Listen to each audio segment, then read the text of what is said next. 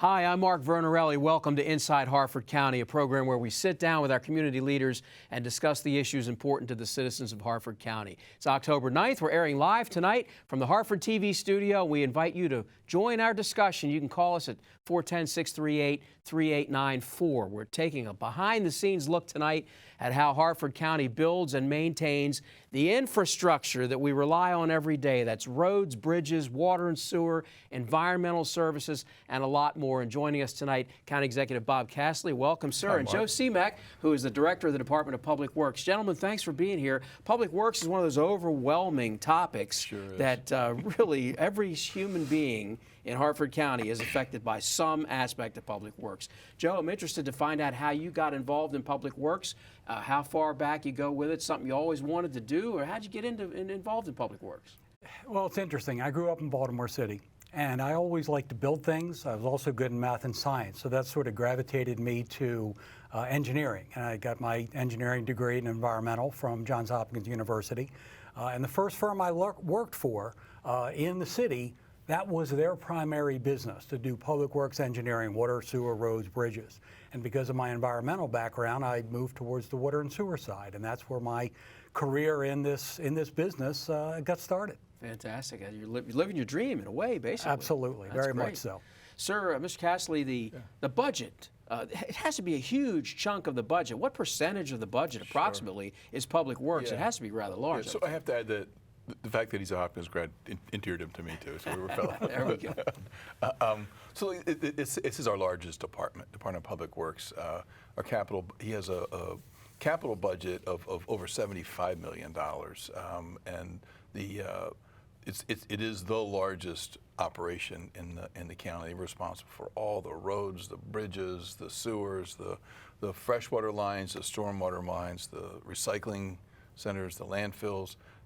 So really, all of the infrastructure that we have, and I say cap. I mean your overall budget. I think is $75 million. So it's a fantastic operation, and we're very fortunate to have Joe and his team chiming in for the citizens of Harford County. It's awesome.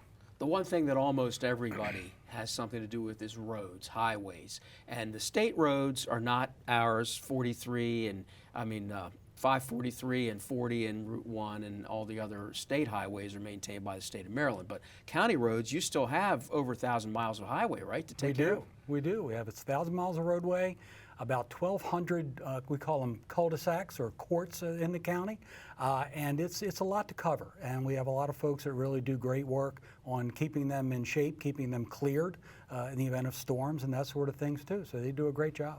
How do you prioritize? We'll talk about snow plowing, of course, that's a big thing, but how do you prioritize the repairs? And it has to be difficult at times, I would think. Well, it's the difficult part is actually his job, which is finding us the funds to be able to do as much as we need.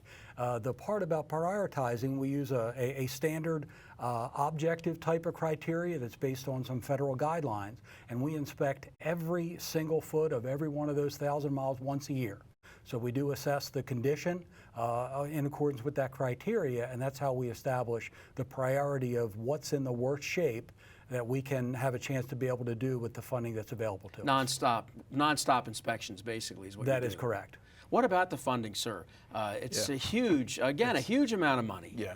So the one important part about the funding and the operations that Joe does is that we can't backslide on the funding for these things, because if I skimp 1 year on funding the road improvements, the sewage improvements, and the like, it just pushes it off to the following year and becomes so.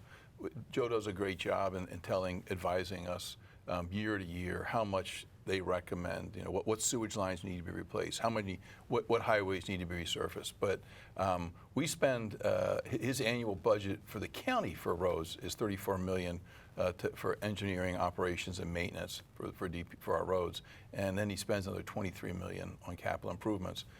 We used to be able to rely upon a big state chunk of this, the highway use revenue, the gasoline tax, and just before 2009, that was a big share of that. But in 2009, the state cut the county's share by about 90%. So we went from $12 million in state contributions toward our highways down to $1 million. And they've added this back in slowly. We're up to about $4 million now.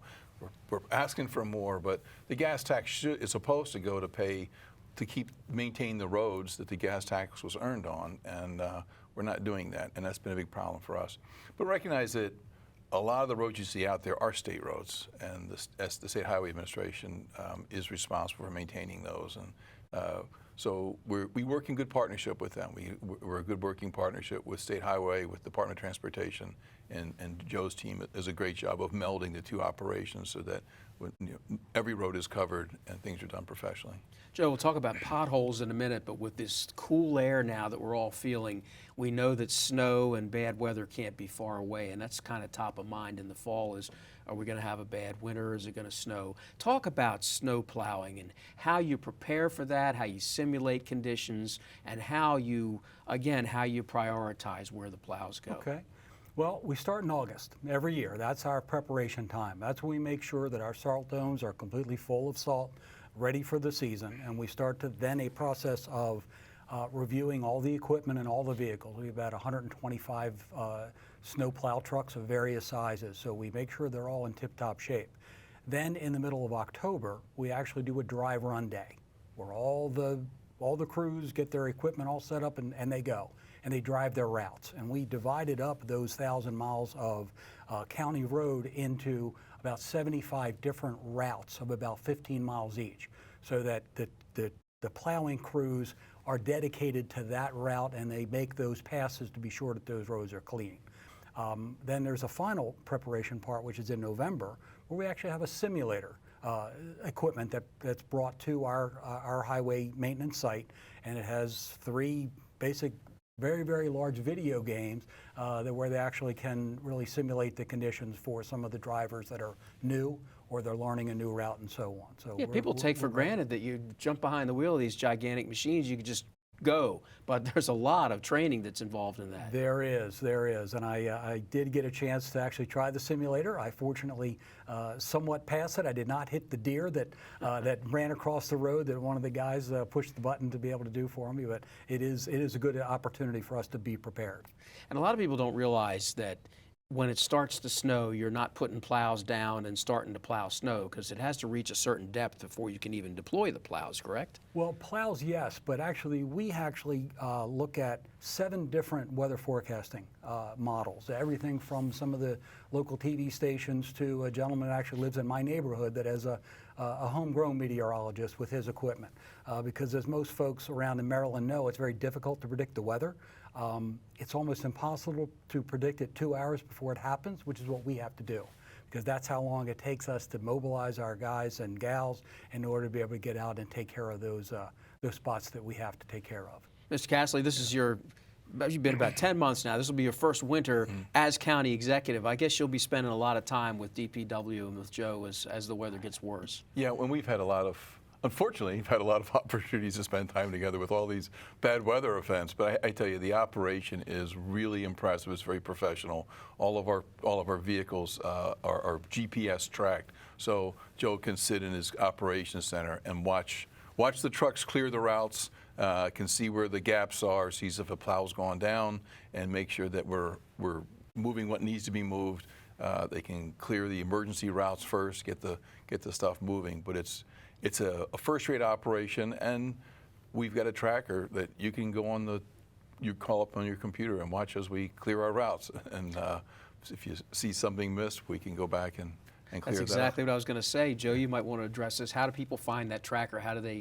Because I'm sure that a lot of people would really enjoy this and finding where the snowplows are. And they do, and that is a link on the website, directly right on, I think, on the home page. And it gives everybody to see the opportunity of looking anywhere they want to around the county. And I will caution anybody that uses that is sometimes you might see a plow coming close to your road, but you may not be on their routes. But don't worry, we have every mile of every part of the county roads all covered.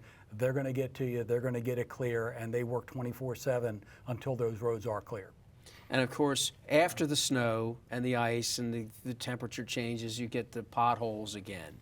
And everybody has them, no matter, especially in the north, I guess. We don't get them. Oh, I think that's a very optimistic comment, but unfortunately, I guess we get them. We get fewer than some areas. But how do you how do you prioritize the filling of the potholes? And you don't do that in the winter. It's a temporary fix in the winter. Is that generally true? It is.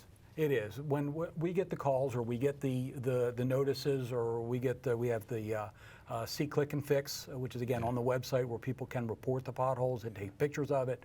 All that goes right to our command center, and then we get to every single one as quickly as possible, because the longer a pothole stays open, there's more potential for damage for the traveling public, of course, but there's also more potential for the damage to our road that's going to be harder to fix. And Mr. Cassilly mentioned about the money we spend on our infrastructure. The sooner we do it and we take care of things, the least expensive it's ever going to be, and that's why we try to get to it as quick as we can. And I just emphasize that the app is a great app. I was just going to ask you. I said there's an app for everything now. It's You Click, We Fix, and you can go right on the county website or on the App Store also, and just download that. You go in the app, you see a pothole, you take a picture of that, you forward it. We now know where that was, what it was. It goes up on our tracker. You can log on the tracker to see that your report, your pothole got recorded, and you can watch it and track it to be repaired. Keep tabs on us. Let us know if we missed something. So it's great. It's a great tool, and people use it, and we're very grateful, because a lot of roads out there that we can't be on every day, and some of these potholes come up pretty quickly. A small pothole suddenly becomes a major pothole, and it's very helpful to have the citizens helping us out as our eyes on the ground. You heard it here first, folks. There's an app for even potholes. That's pretty amazing. Another big part of the infrastructure and the services is water, water and wastewater. Talk about the water treatment plant first, which is up in Abingdon, a huge operation that people don't generally think about when they turn on their taps.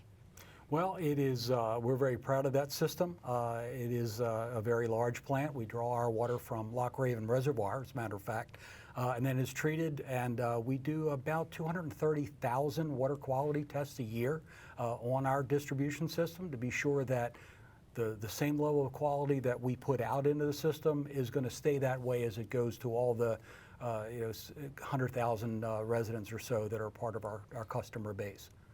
Enterprise funds is a phrase you hear sometimes in government. That just basically means that users are going to pay for this particular service. And so like a lockbox. Yeah, right. Your water fee goes to pay for water. It doesn't pay for anything else. It just focuses on your sewage. Both of those are enterprise funds. And those fees have gone up everywhere, not just here. What's the reason for that in recent times? Well, I'll let Joe chime in, but look, inflation is a killer, but also the technology. I mean, we're constantly being directed by the feds and the state to add additional capabilities. So yeah, you think your sewage water is clean, but no, you got to add a whole new section on here. You think your drinking water is clean, you got a whole new section on here. So it's not a cheap operation to run.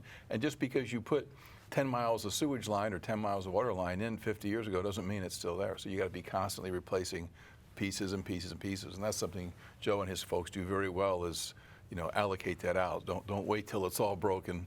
Take a mile or whatever that has to be. It's degrading over time, and we put the money to that and just keep fixing pieces throughout the county. So. And I guess, Joe, that's a constant too. That's year-round work too, just keeping up with the water system. It is, very much so, and we're very fortunate to have a relatively young water system as compared to some major older municipalities like Baltimore City or Washington, D.C. So as a result, we want to keep it that way. We want to keep it young, and that's why we prepare a capital program every year that doesn't just include the major things to be built new. It's to make sure that we renovate and we replenish and we rehabilitate the existing lines that are underground. So we do internal inspections because we have to be able to see underground or inside those pipes to assure that the work that needs to be done, we have the funding for. And sir, you talk about the price going up, but water is still a very cheap commodity compared to a lot of things, and you've compared to like bottled water, for example. Sure.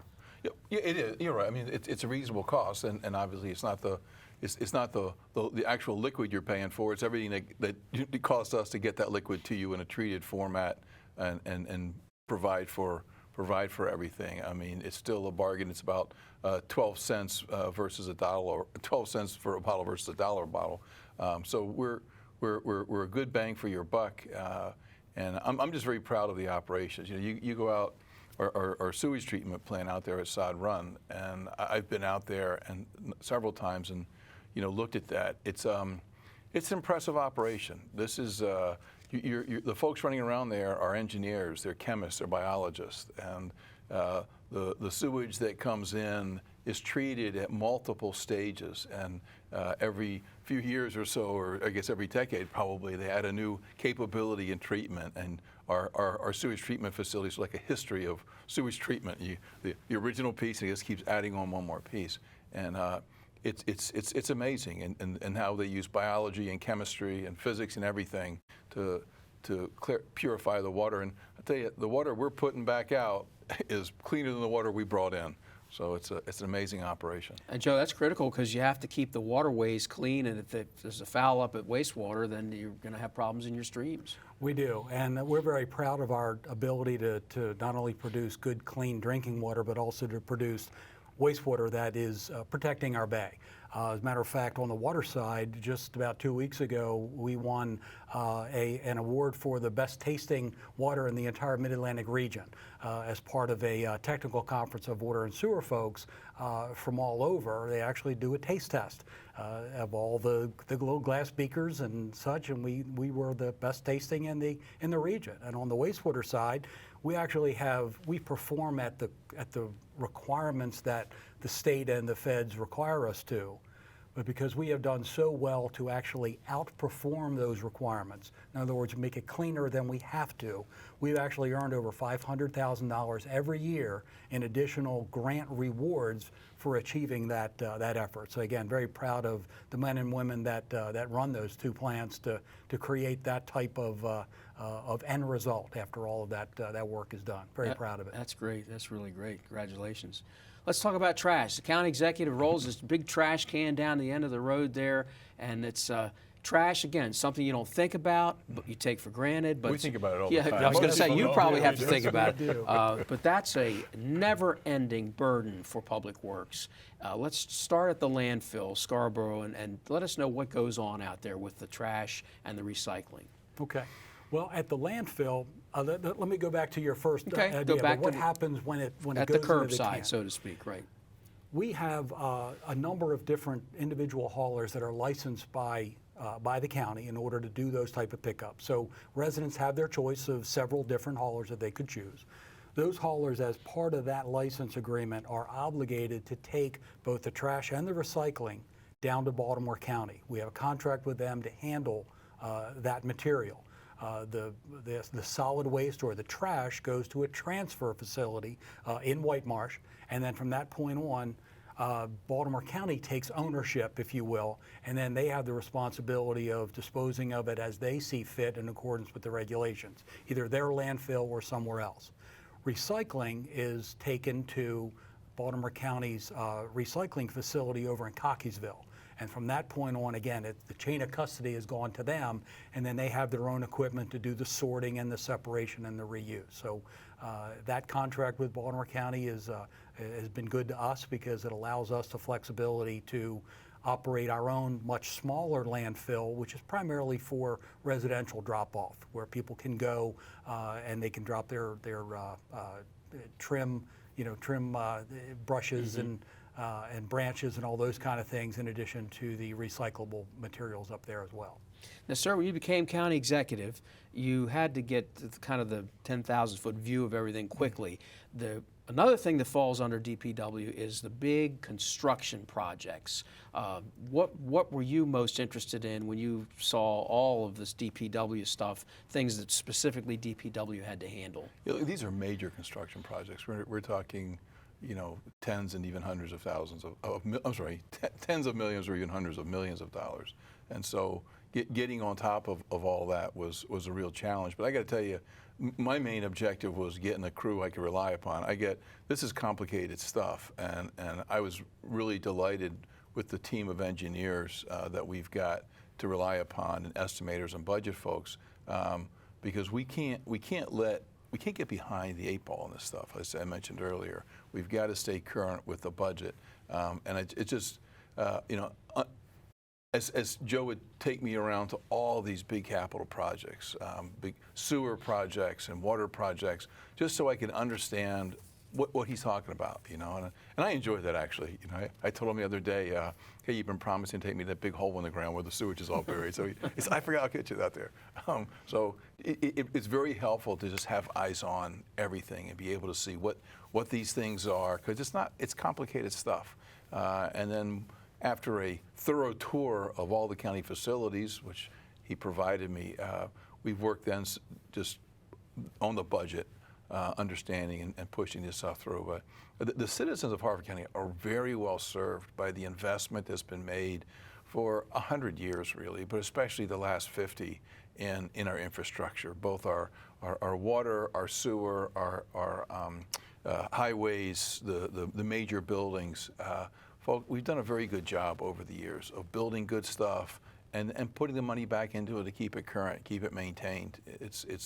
It's a great, I think that was my biggest concern coming in, was where do we stand on the maintenance? Because I know from having been a town mayor that if you slip behind, it's real tough to get back up. Once you ignore the maintenance for a few years, boy, you really set yourself behind, and it's tough to make up ground. So we're doing a great job of making sure that we maintain what we've got and keep moving forward. And as Joe had mentioned, that you let it slip a little bit, and then you just went from a minor repair to a major repair, and that really eats your budget up. Absolutely. And that's why, one of many reasons why we actually project our budgets out 6 years.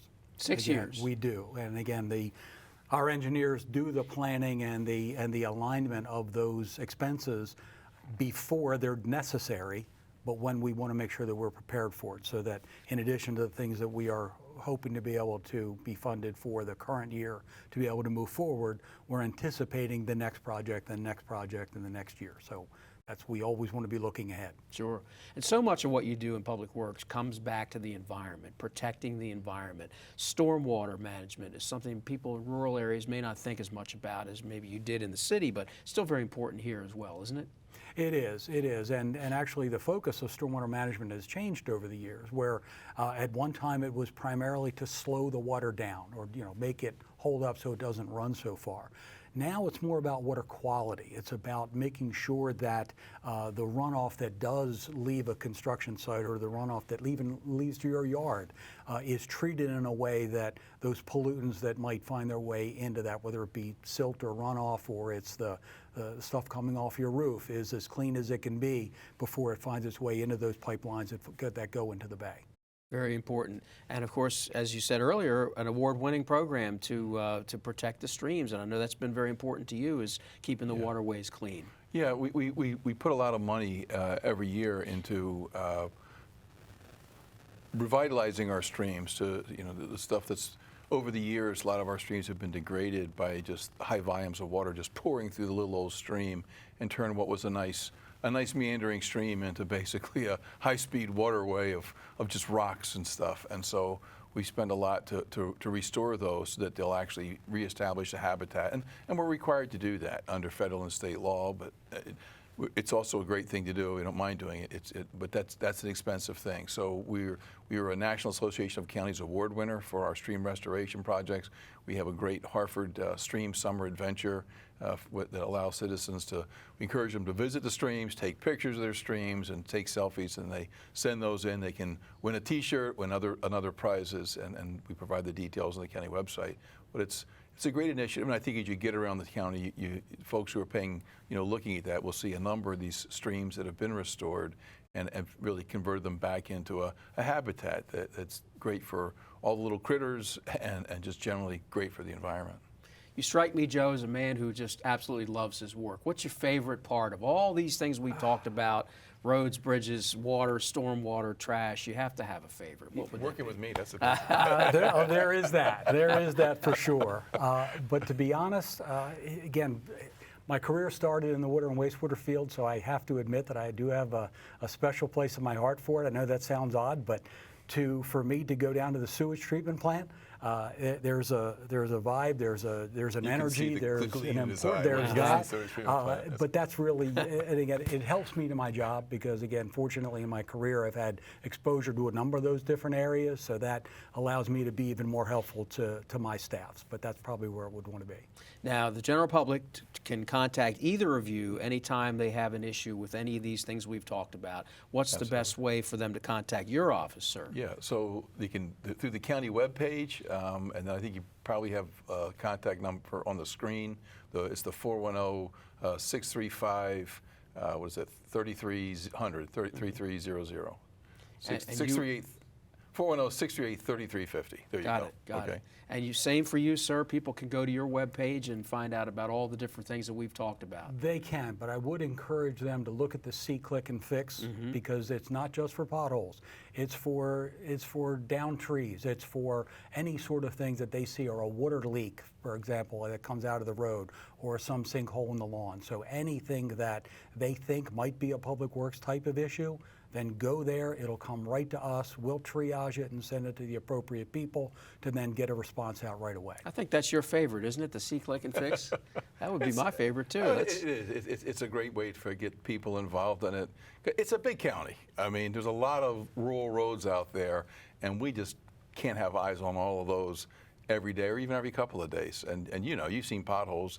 One day it's not there, the next day it's huge. And so having thousands of eyeballs out there to assist us it's fantastic. So here we are in the autumn of the year, but already your guys are training for the snow plows. They've been in the simulator and ready for the next phase, even though we may be dreading it. You're ready for wintertime. We are.